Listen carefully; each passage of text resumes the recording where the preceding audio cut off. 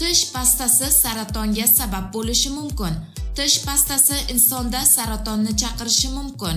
Bunday xulosaga AQShning Binghamton universiteti tadqiqotchilar guruhi keldi.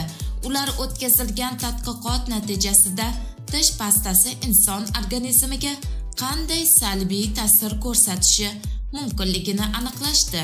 Ma'lum bo'lishicha, tish pastasida titan dioksidi bo'lib, u insonda saratonni paydo qilishi mumkin. Pasta qadoqlarida u E171 nomi bilan ko'rsatiladi. Shuningdek, bu modda saqishda ham bor. Inson organizmiga tushgan titan dioksidi ichaklarni to'laqonli ishlashiga imkon bermaydi. Bu modda ichakka immunitet uchun foydali bo'lgan elementlarni o'zlashtirishga xalaqit beradi.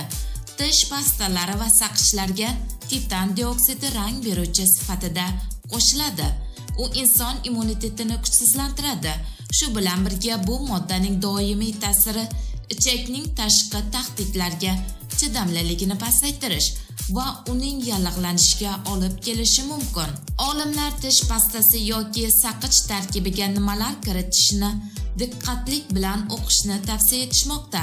Mutaxassislarning so'zlariga ko'ra, titan dioksidi bir qadar xavfsiz modda, biroq uning xususiyatlari oxirigacha o'rganib chiqilmagan.